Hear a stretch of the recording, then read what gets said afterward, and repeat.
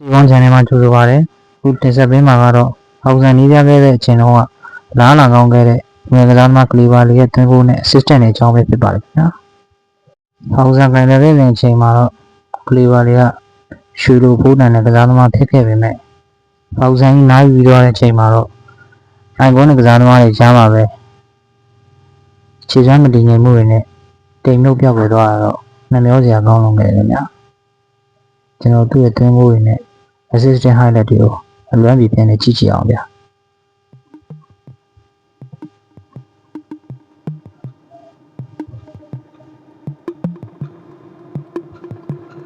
ကလေးပါလေး system web ကိုပိတ်ခဲ့တယ်ခင်ဗျာ